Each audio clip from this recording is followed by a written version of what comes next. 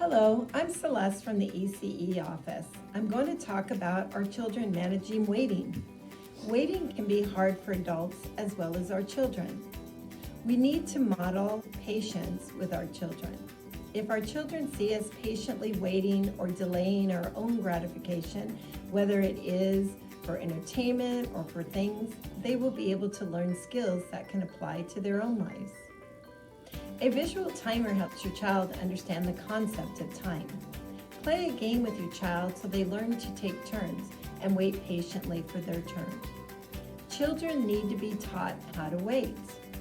Explain why we need to wait in different situations. An example, we wait in line at school so everyone is safe and accounted for, so we don't leave anyone behind. So I'm gonna talk about our activity, which is managing waiting. And so I'm gonna give you a couple seconds to go ahead and pull that out of your packet. And if you've already started it, that's awesome, because we can still continue to work on it together.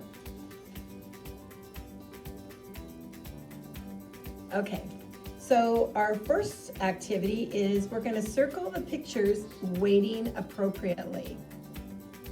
So our first one is lining up, and we're lining up because it keeps us safe and no one gets left behind. So would this be one that you would consider circling?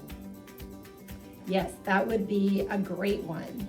So I'm gonna take it and I'm gonna circle it, and it's gonna look like this. Our next one is we have girls jump roping. A great job for here would be using a timer, so that tells the kids and the girls when it's their turn, when the timer's finished. Or if we don't have a timer, we could count. We could count to 30. And then when we're done counting to 30, it would be the next person's turn. So do you think that would be appropriate waiting? I certainly think so. Good job. So we're gonna circle that one as well. So it's gonna look like this. Then we're gonna move over here, and there's two boys. And what do you think they're doing? Do you think they're waiting? It looks like they're throwing things up in the air, like cards, pieces of games.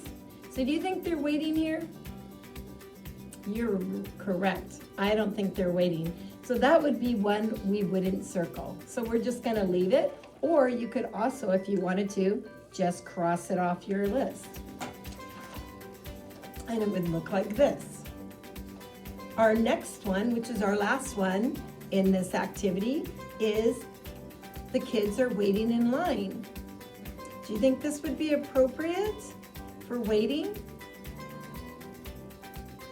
Oh, I think so, because waiting in line to use the slide would keep us safe, and it teaches us how to wait our turn and give everyone a chance to experience the slide. So yes, this would also be an appropriate one. So we're gonna end up taking our paper and circling that one as well. So it's gonna look like this. Our next activity, moving down our page, is draw a line to match the activities that are going on here. So our number one says, raise your hand before you speak. And that's the one right here. Why do you think they need to raise their hand before they speak? Oh, that's correct. Raising our hand in the classroom helps us to not interrupt others, and it gives everyone a chance to answer questions. So what we're gonna do is we're gonna take number one and we're gonna draw a line down to raising our hand. So it's gonna look like this. Our number two question, it says share a book with students.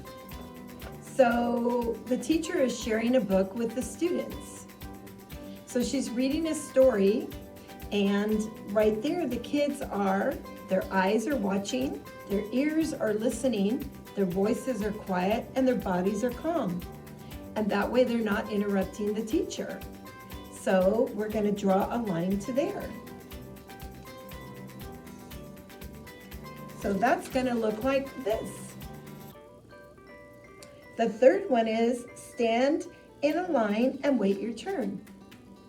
So here we have the children all lined up, waiting their turn to go into their classroom, and they're being safe, and they're all accountable, so they're ready to go back to class.